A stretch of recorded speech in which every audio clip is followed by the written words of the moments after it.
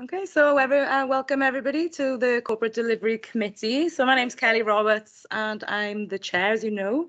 I thought I'd go a little bit off agenda and maybe do a little introduction because there's a couple of people I haven't met yet face to face, so I hope you don't mind. I don't know whether I'll start with the Vice Chair here now. Yeah.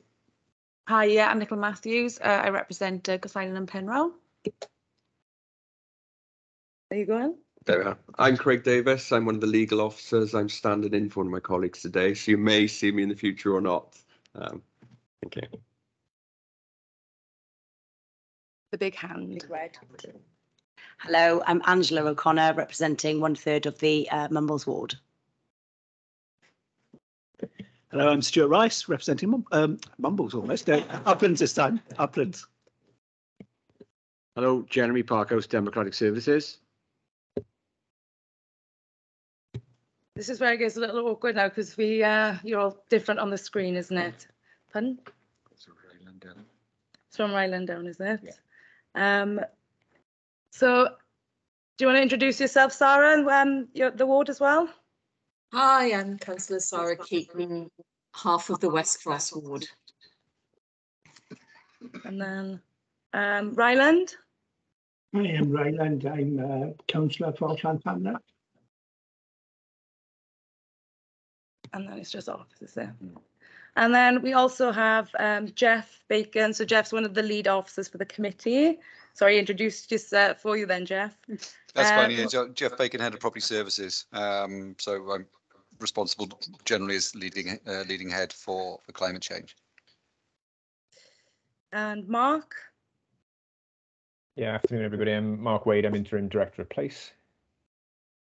And then finally, I believe Rachel Lewis. Rachel. Good afternoon, everyone. Director, Project Manager for Place. Yeah. And Paul. Sorry, Paul. Last but not least. Afternoon. Paul Mellor, Natural Environment Manager for the Council. Brilliant. And Jane. Hi, good afternoon. I'm Jane Richmond and I'm the Strategic Climate Change Manager. Brilliant. Thanks for that, guys. Went quite well, I think. Okay, so first item on the agenda then is apologies for absence. Apologies from Councillors Erica Kirshner and Leslie Walton. If we have no other apologies, then the second item on the agenda is disclosures of personal and prejudicial interests. Anything to report? I've got one. I'm a member of staff at Pembrokeshire Trust.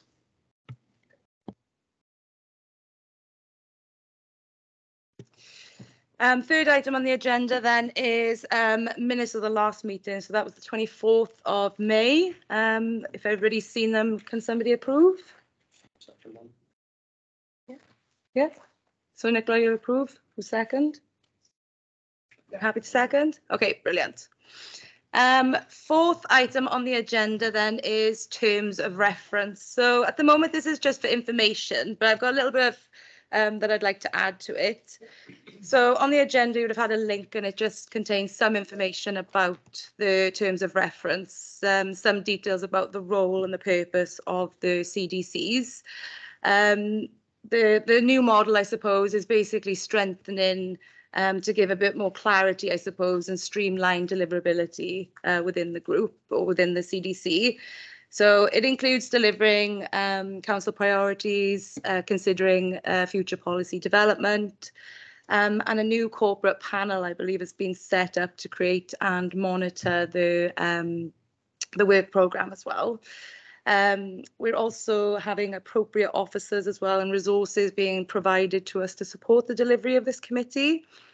I'll talk about the work programme when we get to agenda item 6, but I believe, Craig, you want to come in and talk a little bit about scrutiny, isn't it? Yeah, well, on agenda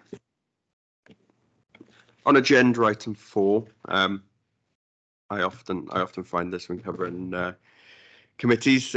Sometimes I don't think it would happen in this committee, but sometimes members or officers can delve into the areas of scrutiny, and of course we've got a specific committee to deal with that. And this committee, I ask in the future that no one delves towards scrutinising or criticising what we're doing here. We're looking positive to the future here, I think. And if there is an issue, it can be passed to the scrutiny committee to be dealt with in the proper way. Thank you. Does anybody have any questions at all on agenda item 4? Okay, so moving on to agenda item 5 then. So this is the delivering on nature recovery and climate change status report. So Rachel Lewis, I'll hand it over to you to give us a brief overview, if that's okay. Yes, thank you, Councillor Roberts. That's excellent. Good afternoon, everybody. Apologies for the briefness of the report, perhaps, that we sent through in haste last week, because obviously this was the first CDC after the election process. So I've got quite a bit of background to run through to hopefully support that report, and I'll run through that if that's okay, and then we'll take questions at the end.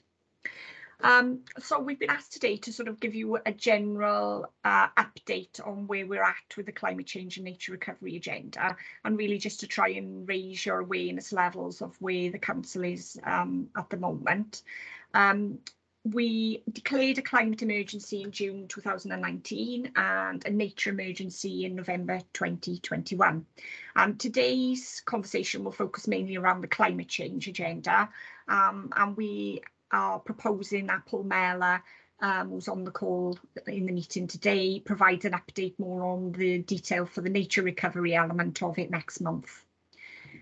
So about 2 years ago, I was asked by Martin Nichols at the time to look at all our policies and review them in the context of what impacted on climate change within Swansea Council.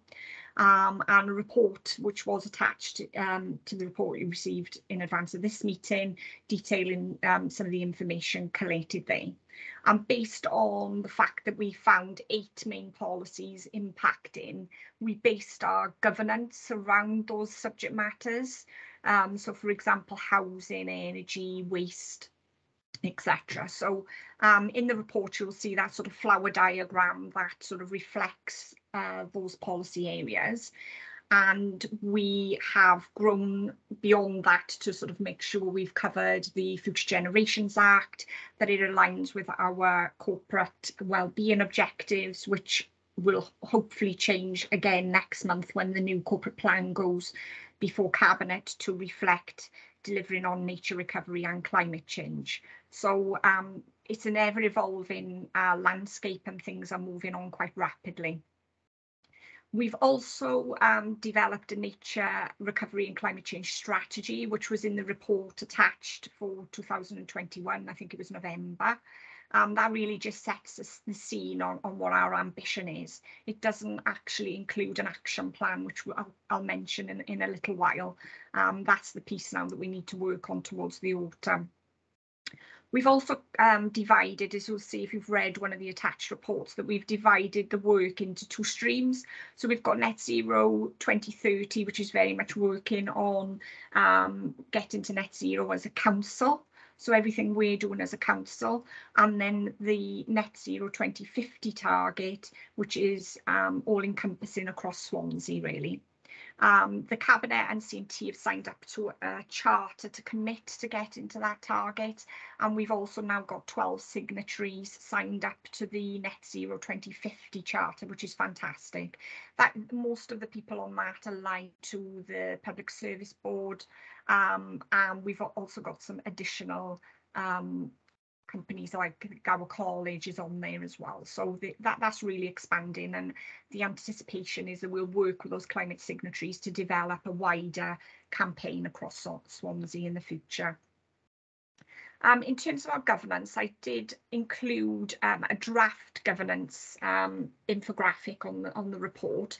This is still in discussion because of sort of new administration, and actually Martin Nichols moving on from director, Mark becoming involved, and Jeff.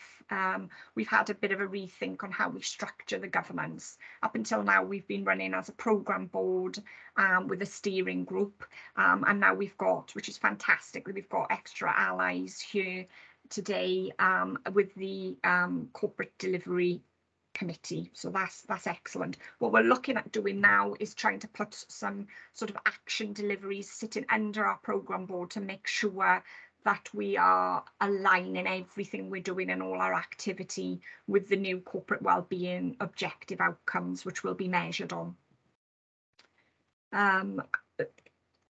Okay. Also, as well as internal groups, we have just signed or agreed a framework with 3 environmental partners on it. They are going to help us to commission some projects, probably more for the 2050 agenda, but things where we are working more in the community, etc. And perhaps we haven't got the resource to do that internally. So that's something now that we'll look at over the next 6 months. So we've got 2 local companies on the framework and one that's a national company that could help us and be more fruitful for sort of utilities, projects, etc. going forward. We've also got a subgroup working on the 2030 net zero target. We've already reported 2 years of data through to Welsh Government, and we are due to report the 21-22 emissions by September the 9th. And I'll mention a little bit about that a bit later on. Jane was on the call, joined the team prior to Christmas, and one of her tasks really is to sort of build up the communication and the behaviour changes that we're looking at, not only internally as a council but externally. So there's quite a few streams of work going on there to cover our own internal officers. We've started to work with the unions to do toolbox talks for frontline staff that haven't got access to the internet. Jane's working on building up our web pages as well to make sure that all our information is there and accessible to the public.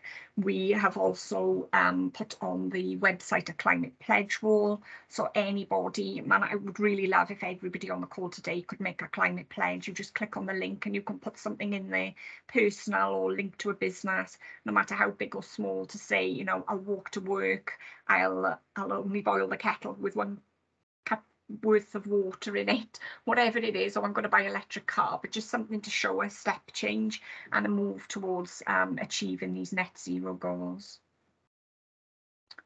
Okay, so a little bit of progress on the 2030 target.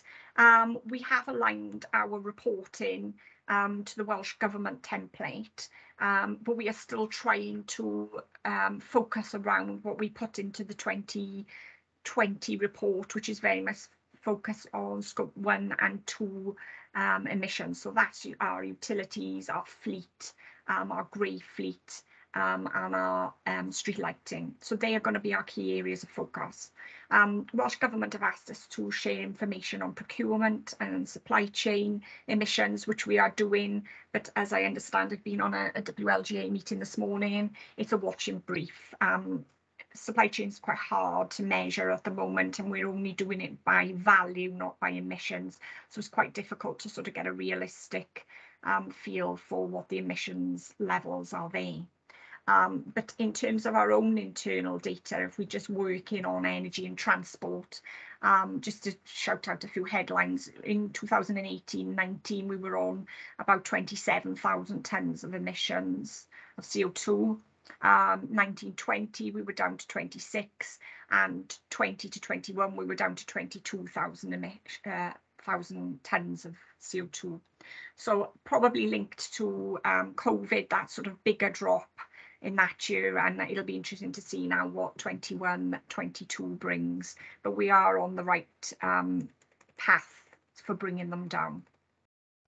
I've got only one sort of figure really for Swansea as a whole, and it's off the Bayes government website, and it's 2019 data, but it actually says that Swansea as a whole is emitting about 1 million tonnes of CO2 a year, and just as a comparison, Cardiff is 1.6. So it does exclude water, waste and procurement. So it'll be interesting to see now how quickly that's updated, and to use that as a bit of a comparator when we start to work with climate signatories across the county. Martin and I met with Welsh Audit last year who was sort of obviously monitoring what Welsh Government were doing, and Jeff and I have got the joys of meeting them again next week to look at what the barriers are, you know, how councils and public bodies are positioning themselves to deliver and achieve net zero. Some of the things that we raised, which were common across all the 22 local authorities, is a lack of funding. The accuracy of measuring the emissions, which I think will improve now when we get the new spreadsheet. There's policy clashes as well, and I think that was the conversation that we started back in 2020, that, you know, one area of the business might want to do something that then clashes with another policy and impacts on the decision-making process on climate change and nature recovery.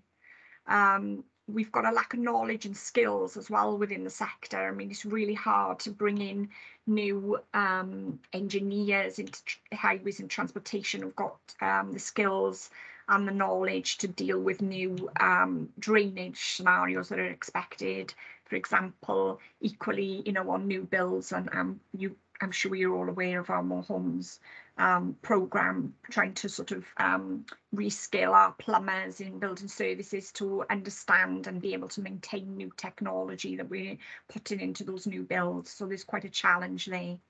And also there's a lack of incentives and disincentives as well if we're looking at the wider agenda. You know, I'd love an electric car or solar panels on my house, but at the moment there's very limited incentives and disincentives to encourage citizens of Swansea to change their behaviour. So they are the sorts of things that we're lobbying against, or for even, sorry. With regard to engagement and communication, we launched a citizen survey back in March 21. Some of you may have seen it. We had over 1,000 responses, which apparently is amazing, and which just goes to show just how interested people are in this agenda. But I can send you the details of the survey if you'd like, or it is actually one of the appendices on one of the reports if you want to look at it in more detail. But the crux of it was that everybody wants us to go faster and go further. So really positive feedback. We did see a lack of response from the youth community and from business communities at the time, but we do put that down to it being sort of still in the middle of the COVID pandemic, and probably schools weren't particularly interested in filling the survey in, and neither were businesses. But Jane now is trying to target both those sectors to make sure that we are engaging with those and that we're on the right path with them as well. We've also developed a new engagement plan that will take us through to 2025, and work has also commenced since Jane's been on board to build and improve our existing relationships with the education team, particularly with, you know, the schools, and also with BID in Swansea with the small businesses as well. So we really have made some good progress there in the last 6 months. In terms of the next steps for 2030, we are just waiting on the new template through from Welsh Government. It was due on the 23rd of May and we've not received it yet. We do anticipate there'll be some tweaks, and it will also start to include things like home working and commuter emissions as well. So it's going to be interesting to see that when we're in receipt of it. And it's for that reason really that we've held off putting our action plan together. We want to be absolutely sure that we're recording the right emissions that we need to align with Welsh Government's requirements. So the plan will be that once we've got the new template and we record for 21-22, that we'll pull a report together then in the autumn to set out our action plan and how we're going to get to net zero as a council for 2030. We are working quite well at the moment regionally with our colleagues in Pembrokeshire, Carmarthenshire and East Talbot, and equally we're working with specialists such as CLAW, and there's really good masterclasses and steering groups set up by Welsh Government to ensure that, you know, we are talking across the public sector, which is excellent. And one of the other things that we're looking at doing over the next couple of months is pulling together all the activity that's going on within highways and transport. We've got strategies in place already for green fleet and active travel, grey fleet, etc., but they're not all sitting in one place. So one of the things that we're looking at is to try and pull that together as an overarching sustainable transport strategy. In terms of next steps for 2050, Paul will probably explain more about that on nature recovery in the next meeting in terms of trying to achieve the action plans and agenda there. But we will continue to build relationships with our environmental partners and working towards the 2050 target. We'll also look to build on the work we've done on the charter and the pledge wall.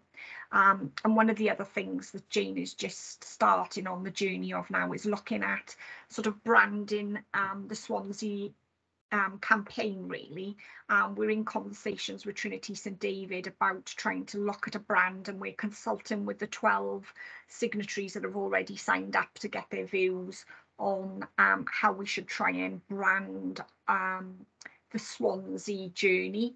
We don't want Swansea Council to own it. We need to be an equal player, really, but we want to lead by example as well. So we see ourselves trying to lead and to manoeuvre the agenda, but to make sure that we're engaging with all the big players, well, and the smaller players as well.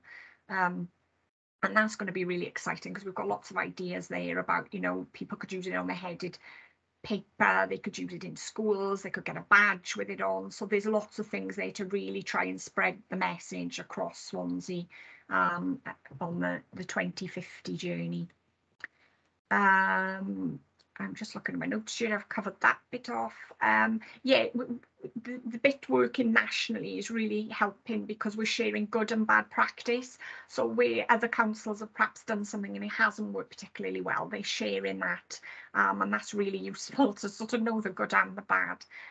So we're learning a lot, you know, by and also not reinventing the wheel. So if Neath, Port Talbot or Pembrokeshire have done something really well, we're sort of trying to, you know, take a similar approach to things. And we haven't got massive resource. If you'd see on that sort of governance wheel, it's part of everybody's day job. So we don't have a separate climate change and nature recovery team. It is everyone's job. So we have to be smart in the way we tackle things and the way we work to ensure that we're going to deliver these targets. One other thing to mention is we've just started, Jane and Susie Richards, for anybody who knows her in the performance team, are working on the One Planet Standard accreditation. So it's a bit like Investors in People, where it's working towards a goal of trying to make sure that we are, you know, ticking all the right boxes, not just on our strategy and aligning that to future generations, but also making sure that our communication and our engagement processes and practices are of the calibre that we want going forward. So that's working with officers internally to spread the word through their networks, also then working with training and working with the HR department, the OD department, to develop some e-learning. One of the interesting things to come out of the WLGA meeting this morning as well is we are looking at, or they are looking, I should say, on training for senior members and leaders, and that will be introduced, hopefully, they talk in the end of July, so I'll keep everybody posted on that, but sort of not mandatory, but good to attend if we can. To set the scene really for Net Zero Wales, which is obviously everybody's ambition. And we are just at the point of looking at launching some internal training as well. So there's lots going on there in the sort of educating people to, you know, make it everybody's business.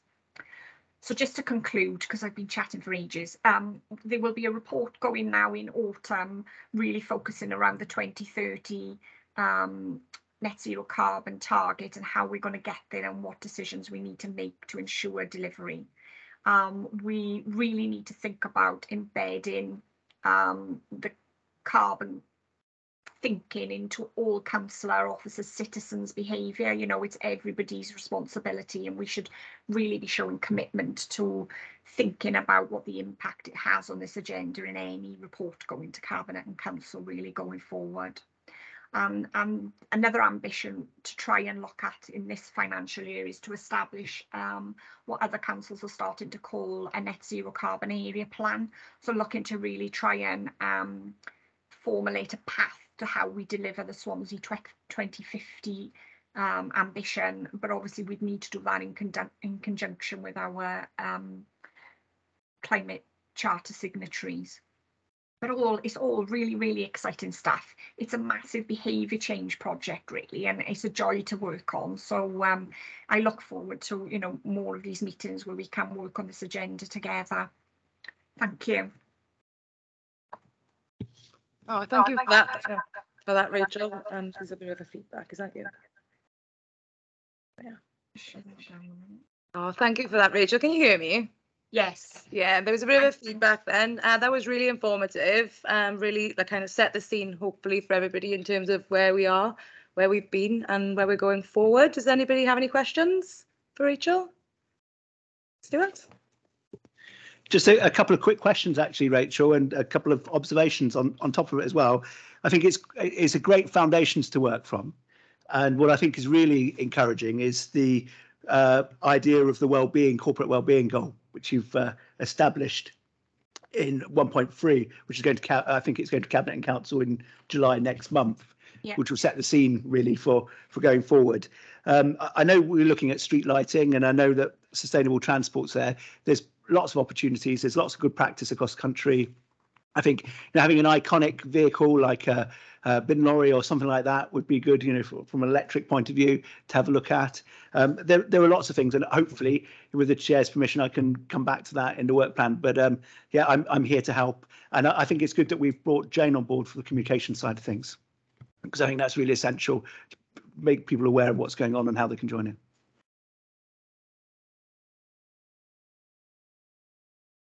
Yeah. So can I come back on that? Yeah. Yeah. Come back in, Rach. Thank you, Councillor Rice. Yes, we are pulling together that sort of wider agenda, and it would be a really good idea to bring that to one of the meetings in this financial year.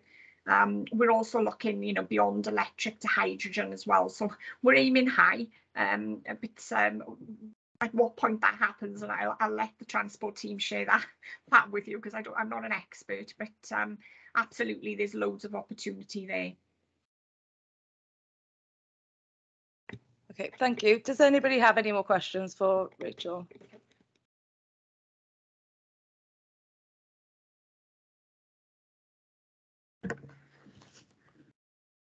Thank you. You mentioned rightly that this is embedded, that there's no bound department who's got responsibility for it. It's everybody's responsibility.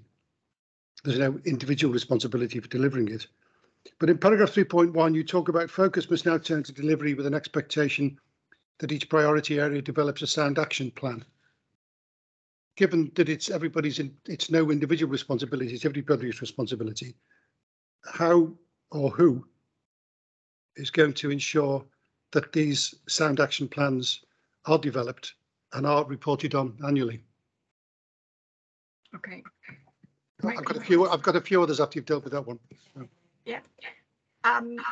Okay, so all the action plans are now part of the outcomes of the wellbeing objective. So if you look at the wellbeing objective, you'll see the waste strategy delivery is there, the transport delivery there, the energy strategy delivery is there. So we're expecting those departments for the strategies to have underpinning action plans, and they will be monitored as part of the monitoring of the wellbeing objective.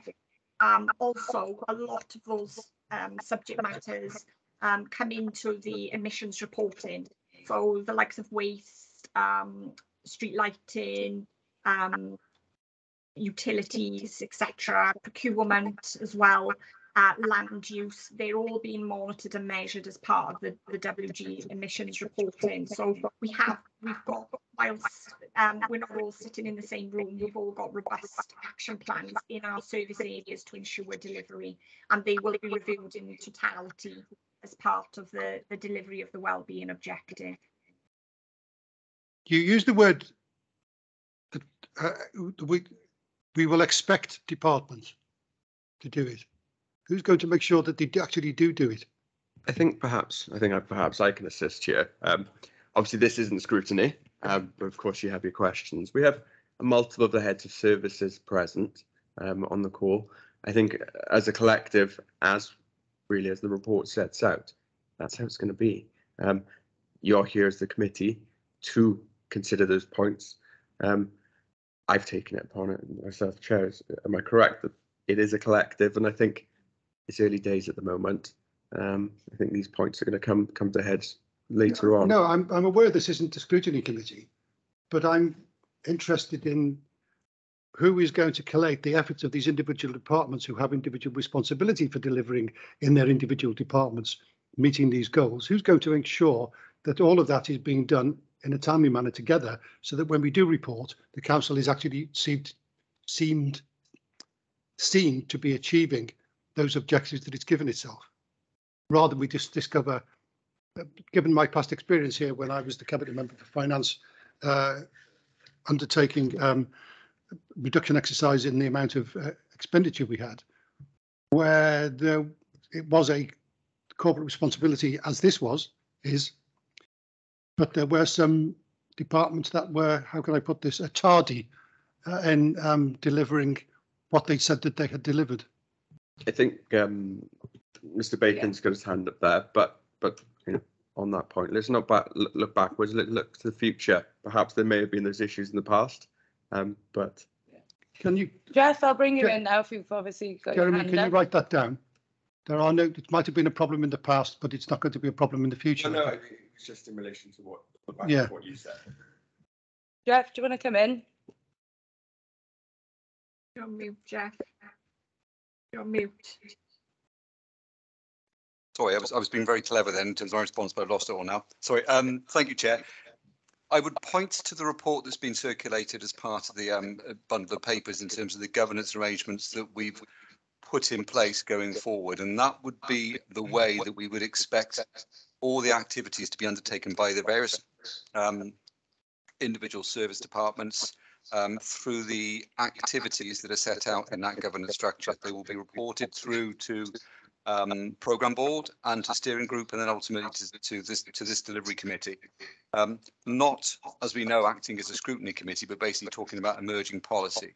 But in terms of the day-to-day actions and delivery, that would be the mechanism that we would expect to be to have that more corporate overview. Right. So 4.1 then, Jeff, in the second paragraph there, it will be the cabinet that will decide between the options about achieving the target. And that will become apparent when Rachel mentioned that the report with regards to delivery that's going to come forward in the autumn that deals with the emission side of things. That will be for cabinet to decide at that point, and there will be some difficult decisions to be made at that point, because clearly there'll be activities and actions that will be very much resource dependent. So that's the reference I think we're talking to in terms of cabinet making that ultimate decision. Everything will come with a pound sign, won't it?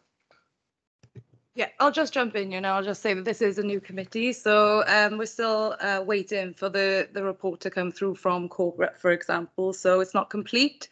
So in terms of the work plan going forward, we're not entirely sure what it's going to look like yet. The 2022-27 corporate committee report, like I've said, isn't complete. We're expecting it next month, I believe, in July. Is that right? I'm going to move into item 6 now. Agenda item 6, and just move on. So I've still got questions, I'm afraid. Well, you keep interrupting without putting your hand up. So I think I'll just move on for a minute, and then I think when we get to the end of agenda item 6, this is a committee meeting, isn't it? When we get to the end of agenda you asked the chairman 6, if there were to be questions. I have questions. When we get to the end of agenda item 6, when we talk about the work plan discussions, then I'll bring you back in to answer your questions. We seem to be just going around in circles for a minute. I'm on this item. I'm going to move on. The item that you're on is on, I believe, the delivery of the Nature Recovery and Climate Change Status Report. It was for information only. We're moving on now to the work plan discussion, and that's the point of the corporate, the committee that we've created, the new committees, like I explained in the beginning of this meeting. Perhaps you can explain constitutionally then, Chairman, how if I've got questions on item 5, I raise them on item 6. What's your next question for item 5? I've asked you a question. You didn't ask me a question. You said I did ask you to explain how, if I want to raise questions on item 5, I'm constitutionally able to raise them on item 6. raise a question for item 5 then. Can I turn to page 7?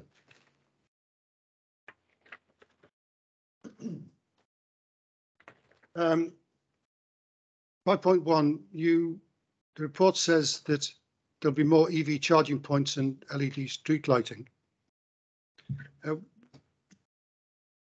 And that we're talking about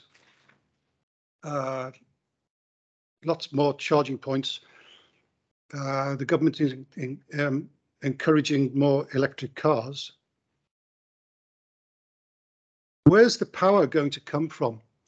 There was a report that was published the back end of last year, I think, which said that for the target that the national government, that's the UK government, had produced for the number of electric cars to be on the road, would require 2 new power stations to provide the electricity to charge all those cars. I'm just intrigued as to where we're going to get the power. Is some of it going to come from the Blue Lagoon?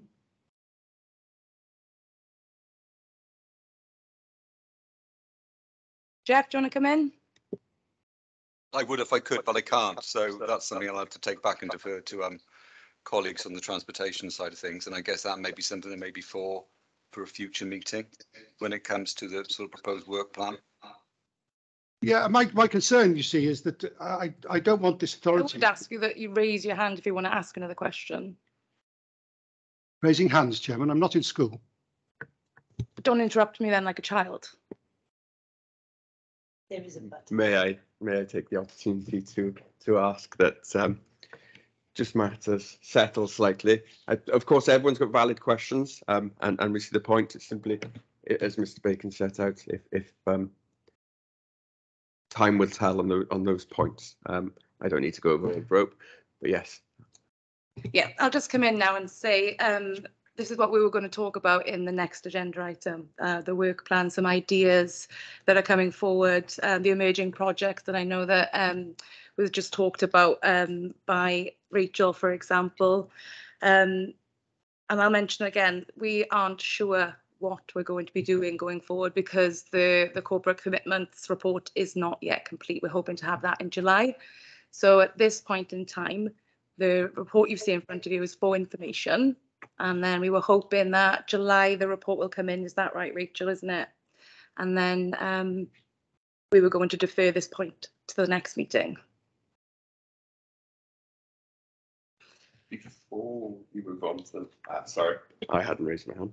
Before you move on to the next section, is everyone happy that you've had the opportunity to ask your questions on that point? I didn't hear that, I'm sorry. Sorry. Before we move on to the next section, agenda point, is everyone happy that you've had your opportunity to ask all of your questions? That's for the chairman to decide. No, sir. The councillor, I was wondering if you had any more questions. Because you said you had more, but you only provided one. I've got to raise my hand, so as I haven't raised it. There we are. Okay, I'll put my hand down. Okay, I think I'm going to move on, actually. I don't believe I've discussed agenda item 6 properly, actually, so I'll talk about the work plan discussions. In terms of possible things that we could be talking about during this committee, you've talked about electric vehicles, for example. I can't answer the question that you asked, but that is... I ask you too, Chairman. I asked the officers. Okay, I'm just saying okay. But, you know, the point of this committee is creating and adopting a policy that maybe encourages increased ownership of electric vehicles. And I know we talked about change of behaviours, for example, but what we really need to consider then is, I mean, the overall aim is there, but how do we ensure that there is appropriate infrastructure, for example, to support, you know, a significant amount of people, you know, that want to own an electric vehicle but don't have the infrastructure to charge it, for example. We need to consider a wider approach that would involve several departments, for example, that would involve housing, highways, planning, just to meet those aims. the goal then would be to create a detailed target end state. That is what this committee, I suppose, is being asked to do. So ensuring the outcomes are achievable and can be met. So that's just generally an example. But like I said, it was always going to be that we would defer this item until the report is complete, because until that point, as has been mentioned a number of times, we don't actually have the action plan in front of us yet. So we have a lot of ideas, and I'm happy now to open the floor because I know there's some other questions that want to come in. Did you have a question? Rather than question, I've got some proposals of what might be able to go on to the action plans and the work plans. I think if we take it in 2 points, and I'll try and be as brief as I can. The first section is about nature recovery. And I think there's a real opportunity to look at some good practice from across the country and across the world, really. The first thing I would look at is, if you're looking to help nature recover, we'll stop doing damage to it straight away. So the first thing would be a brownfield first policy for the council, so which means that any development looks at brownfield option first. And then I would also look at the way in which 106 agreements are put together for property development, and to see what can be done to help the mitigation of against those things in biodiversity, bioconnectivity. There could be some really exceptional plans. The UDP has lots of developments, even in your area, councillors, chair and vice chair. You have a lot of developments. There's an opportunity to do something very special in that area, potentially. And I'd say you need to make the most of the green spaces, which are already there under nature recovery plan, and to look at an invasive species approach. So those are the kinds of things I'd put on the work programme. In terms of emerging projects, actually, to pick up what Councillor Phillips said, it's looking at the infrastructure for EV charging points and how we can do that. How can we actually hardwire that into planning applications? How can we look at other things that can be done in terms of on-street infrastructure? So I think we need to look at having some iconic vehicles that kind of lead the way. It'd be nice to have a report back, see what vehicles we have in the fleet which are electric already and how they're performing. I think we need to look at every capital investment that we do in a build project and make sure that there's almost an opportunity or a policy statement, very much like an assessment that you have with impact assessment, where we look at, is there an opportunity for microgeneration? Is there an opportunity to things? Because we've had some big projects in the last few years in Swansea, but for example, the arena doesn't have any microgeneration on the roof, but we've got a Swansea bid project, which is telling everybody to put microgeneration on the roof. So it's kind of joined up thinking, I think, with that one. Whistling through these as quick as I can. We need to be looking at a reduction of food waste while we're also looking at cost of living. There's a great example. There's the Milan project, which I don't know if anybody watches TV, but it was on the Earthshot Prize, which is a great way of reducing food waste and also giving it to people who are struggling at the moment. So I'd have a look at that one. We need to look at insulation of homes. The council can do a lot there in areas. Air pollution is a key thing as well, but we can do quite a lot of innovative things on. And I think we really need to look at a bit more special planning guidance, which we can add to the UDP. There's plenty of things that we can really sort of get things going and hardwire it into the future, because at the moment, what we have is a series of statements and an intended well-being goal, which is great, but let's get some practical action points that need to be done. And there are a lot of off-the-shelf stuff that can really sort of be put in place quite quickly here. And the council has resources. And just to pick up what Councillor Phillips said as well, many of these things are invest to save. Putting my old finance hat in, put money in now and you'll save money long term. And while the council has reasonably good reserves, this is the time to do it. Right, thank you for that. I can see Mark, you've got your hand up, is that right? Mark Wade? Yeah, thank you, Chair. I think Councillor Doyle may have been before me. Oh, apologies. Councillor Doyle, you want to come in?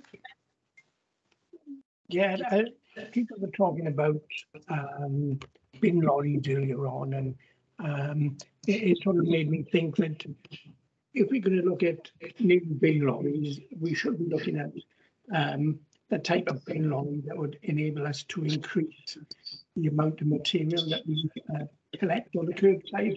Because currently the material that we collect on the curbside is limited by the type of lorries that we've got. which are essentially ones which take 2 or 3 items on each collection. Least the Talbot Land Report both have lorries that allow for substantially more items to be collected on the curbside, because their lorries have got a different type of arrangement for actually putting the waste material inside, etc.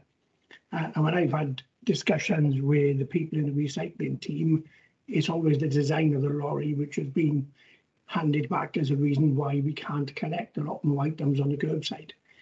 If we are going to look at procurement of new lorries, electric lorries, etc., I would suggest that we look at procuring ones which have got a better design on the back, so that we can increase the amount of material that we collect. Thank you.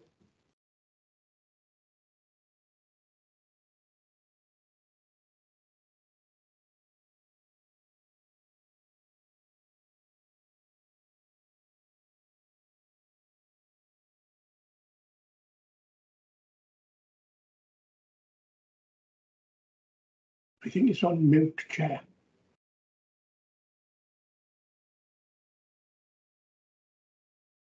Can't hear anything.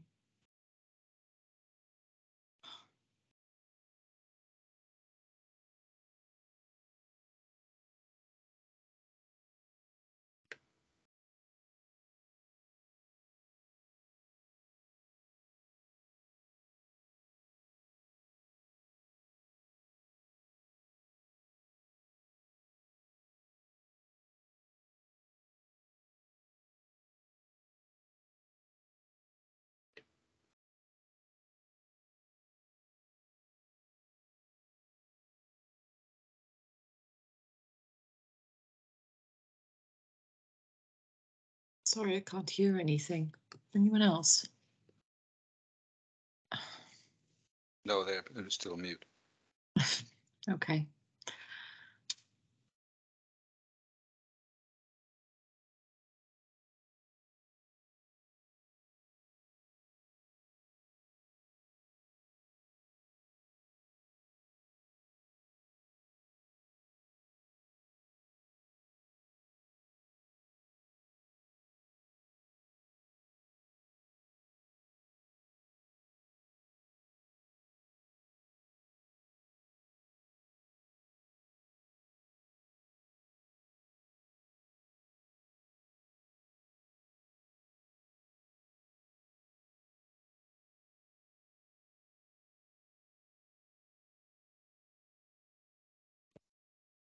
That's when Mr. Wade wasn't. Oh, can you hear us now? Yes, we're back online now. There we are. Apologies. I think we froze here and/or it went on mute. Mr. Parkhouse is on his way back now. One of the councillors here has got a hand up, but so perhaps Chair next, and then back to Mr. Wade. We were attempting to contact you, Mr. Wade, but you couldn't hear us from this end. I'll come in and just say, did you hear the last thing that I said, or what was the last thing you were able to hear? No, we didn't hear that. Okay, I'll repeat it at the end. I was just saying some great ideas coming forward. So I don't know, Angela, did you want to go next? Yes, please, Chair. Thank you. Just to say, it was encouraging that lots of people had filled in the survey that you talked about earlier, Rachel. And it is exciting, and it is a massive behavioural change for all of us. And I think for many people, and I speak of myself here, it is educating ourselves and informing ourselves of what it is that we need to do to help drive this forward. And I think that is where we're at. And I think, you know, I will help with, you know, going into the schools if need be, and because it is about encouraging the youngsters, but also us. Personally, I'd love to have an electric car and contribute. They're very expensive, as are obviously, I understand your worries about the pumps, the charging units. And again, with the housing, the new build housing, I understand why those plans are put in place with the sprinklers and everything. But again, it's extra cost for people to have to jump through all extra hurdles, and some people still don't want to do that and then are finding ways around it. So it's making the change, but also making the change easy for people to do, because if it's expensive or hard, people are not going to do it. And that's where we need to kind of try and have easier workarounds. Okay, thank you for that. And Mark, did you want to come in? Yes, thank you, Chair. I just wanted to make a point, really. I think discussions already today show the really overarching nature of the topic area that we're considering at this committee. We also need to have reference to the work of some of the other CDCs as well in relation to economy and infrastructure, for example. Some of the items touched on, I think, by councillors already will be covered under the banner of economy and infrastructure, and possibly others as well. So that sort of joint look across to the others, and potentially some joint items may well be, I think, of benefit, so that there is no duplication, and action plans, etc., can be fed in. So things like green fleet and housing elements, insulation and the like may well come under the banner of infrastructure. So I think in our future discussions, both work plan wise here and with some of the other committees, we will just want to have that sort of look across, and we can have a more perhaps a rounded debate with some of our colleagues from highways and others feeding into this debate as well. So I just wanted to flag that point, Chair, really, as we start to talk about the future work plan. Yeah, thanks for that, Mark. I think I did make that point earlier as well, didn't I? And I said this feeds into pretty much all of the different departments, doesn't it? It's just, it doesn't have just one little niche, isn't it? This was, and I like the thing that Rachel has said many times. It's everybody's business, isn't it? And I think that's something that I'm saying that I think we should really push forward. So again, I'll make the point again, in terms of work plan discussions, we don't know specifically what it is that we're going to be working on until that report comes forward next month.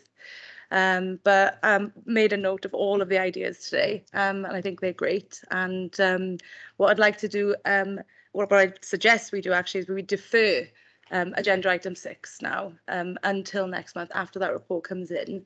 I'd also like a little bit more detail, or a more detailed overview of the nature recovery plans, more specific action plans as a discussion. I think we could bring Deborah Hill in on that, for example, in our next meeting. So the idea today was just to give a brief overview of what's happened before, some ideas going forward, and then really get into it next month following that work plan and these ideas. So if anybody has any more questions on agenda item 6, or are you happy to move forward to agenda item 7? Yes? Do you have more questions, or are you happy to move forward? I put my hand up. My concern is about virtue signalling. Councillor Rice spoke about iconic vehicles, the electric ones. The point that you made about it'd be nice to have an electric car. When we talk about electric cars, we don't include the carbon footprint of the manufacture and transport of the car to this country before you drive it around. When we're talking about this, we seem to be ignoring those in poorer households who are unable to buy a new vehicle, who would be at the present moment on not just second-hand cars, but third, fourth or fifth-hand cars. And electric cars don't have a second-hand market because the car is the battery, and when the battery's gone, the car's gone. So what is the longer-term view, especially for those people, for example, in rural areas who require their own transport to get about? What assistance is there going to be built into this scheme to ensure, as petrol cars become less available, those people still have means of getting around?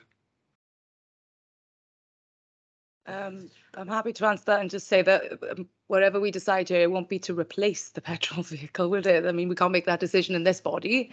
However, yeah, you make a valid point. But yeah, I do agree to a certain extent. I mean, electric vehicles, I believe, begin at around about £30,000, so it's a completely unreachable cost for a significant amount of people in Swansea, let alone across the UK. But it doesn't mean that we shouldn't strive to provide it for those who maybe do want to go down that route as well. It's not the only thing we're going to discuss in this meeting. Like I said, the plan comes next week. We'll talk about it then. Rachel, did you want to come in? Oh, yes, please, Chair. It was only to say, please be mindful. There's lots of work going on this agenda within the council. Just to give some examples of car clubs, sharing of cars, you know, improving the metro system across the region to provide better public transport. And also we've even got a pilot running in social services at the moment to look at an electric vehicle to share out to our domestic carers who use their vehicles as part of their job. So please don't think we're just on one road on this agenda. There's lots going on to deal with the lower income level of individual and also options. You see quite a lot, and Lee Waters preaches on about it. You know, the electric car isn't the panacea to everything. It's more about offering better public transport and active travel, as well as alternatives to cars. Yeah, I totally accept that point. I think the issue for me is I would like to see what the balance is. If you take Stuart Rice's iconic vehicles, what's the balance between that in terms of the damage done by a diesel vehicle, perhaps fitted with a scrubber, and an electric vehicle, both in terms of their life, their replacement and their production costs? What's the overall carbon balance between those different types of delivery in the way those vehicles work? Because we talk about it in the absolute, electric vehicle has no polluting effects because they've already been made in the construction and delivery of the vehicle. We don't talk about the construction of the vehicle's tyres, however. We only ever talk about the engine. So I would like to see what the balance is between these and whether there are easy means, but particularly for the large vehicles, which require substantial batteries. I mean, particularly like the bin wagons, they must be incredibly heavy if they're electric. What damage does that do to the road? And again, it's all relative really at this point, isn't it? Because it was just an idea.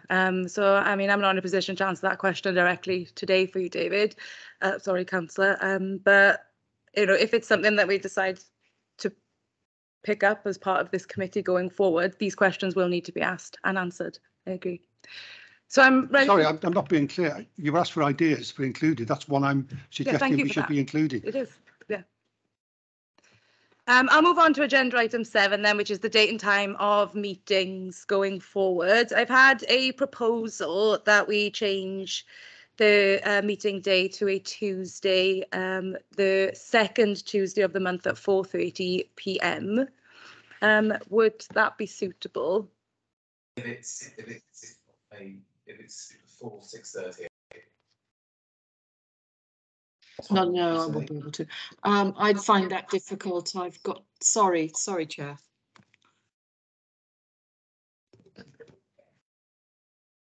Sarah, did you want to come in?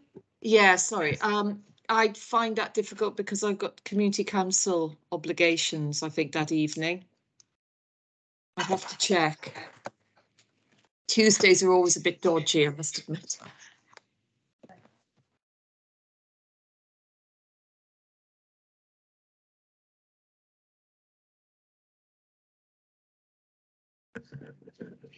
It doesn't have to be specifically be the second Tuesday. It was just, you know, like I said, that was a suggestion put forward. I think a Tuesday at 4:30. Is it just the second Tuesday for you, Sarah? Yes, that's, yeah. Yes. Sorry, David. If I say, Chairman, I think we might have problems on some Tuesdays, particularly if we're having a discussion or particularly if I've turned up with a lot of questions. I think I'm saying that some of us on this committee might have problems on some Tuesdays. We have group meetings on Tuesdays, particularly if we have the meeting is going to be a long meeting to discuss items, or I turn up with a lot of questions. Okay, I think I'll defer this one as well. I'll send an email around, and if you could all just send me your best availability, I'll find something between the emails that suits us all. How does that sound? Yes? Okay, I'll defer that point then, and I think I'll end the meeting there. All right. Thank you.